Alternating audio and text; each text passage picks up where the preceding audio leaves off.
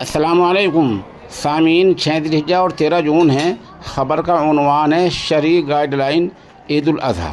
یعنی عید الاضحیٰ کے تعلق سے شرعیہ گائیڈ لائن۔ دراصل اس نامہ نگار نے آج ام المدارس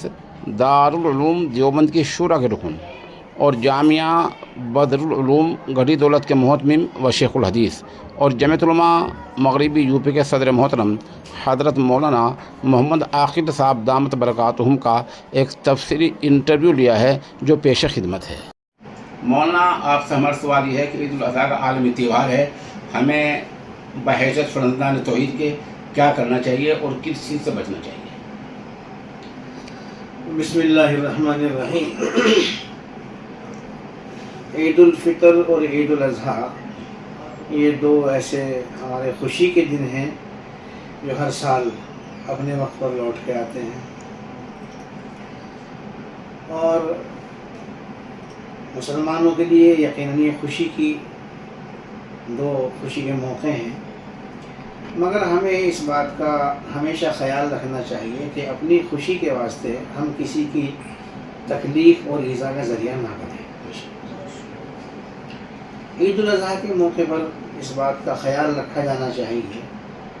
کہ ہم ایک ایسے ملک میں رہتے ہیں جہاں بہت ساری تہذیبوں کے ماننے والے لوگ موجود ہیں، اس لیے ہمیں عید الاضحیٰ کے موقع پر جو قربانیاں خاص طور سے ہم کرتے ہیں، جو ہمارا مذہبی شعار بھی ہے، جس کا ہمیں حکم بھی دیا گیا ہے، تو ہم اس میں اللہ کا حکم پورا کریں، اس طرح پورا کریں کہ کسی پڑوسی اور کسی آس پاس کے انسان کو کوئی تکلیف ہماری وجہ سے نہ ہو، چونکہ ہمارے آس پاس میں اکثر علاقے وہ ہیں جہاں ہمارے غیر مسلم بھائی بھی رہتے ہیں، جن کے یہاں قربانی گوشت کا کوئی تصور نہیں ہے، اس لیے ہمیں کھلے علاقے میں کھلی جگہوں پر قربانی ہرگز نہیں کرنی چاہیے۔ قربانی کے جو ایسے اعضاء ہوتے ہیں جن کو ہم اپنے استعمال میں نہیں لاتے ہیں، ان کو گلیوں میں، راستوں میں، سڑکوں پر نہ ڈالیں، گزرنے والے گزرتے ہیں، ان کو تکلیف ہوتی ہے، اس لیے ان کو احتیاط کے ساتھ میں کسی ایسی جگہ جہاں گاؤں کے پردھان نے یا میونسپلٹی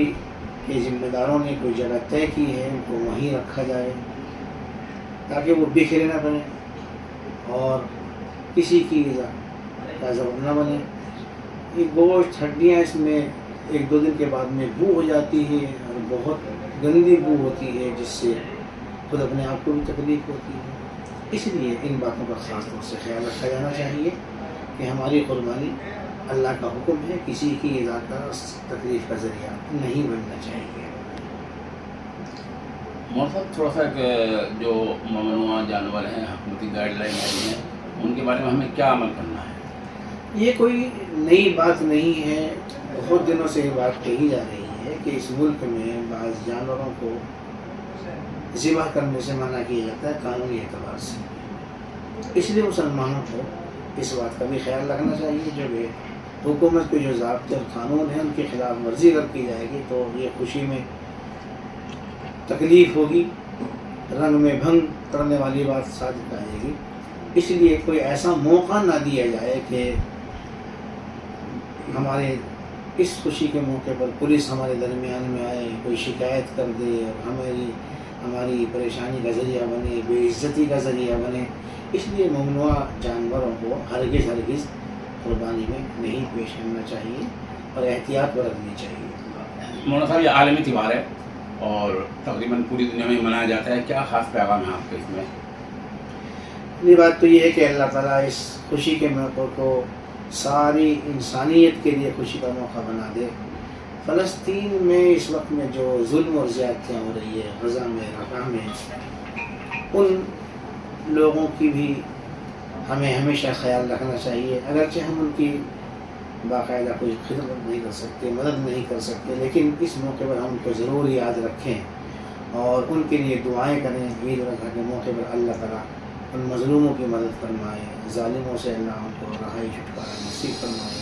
ظالم طاقتوں کو اللہ نے نابود فرمائے۔ ایسے ہی جو حکومت کی گائیڈ لائن کسی بھی شکل میں ہم تمام لوگوں کو اس کا خیال رکھنا چاہیے. اللہ تعالیٰ مسلمانوں کے لیے اس کو خوشی کا موقع بنائے اور کسی قسم کی تکلیف سے پورے ملک میں پوری دنیا میں اللہ اس موقع کو اللہ محفوظ فرمائے. مولانا صاحب میں آپ کو بہت شکر گزار ہوں کہ عدیم الفرصت ہوتے ہوئے آپ نے اس کام کے لیے وقت نکالا ہے. جزاک اللہ خیر.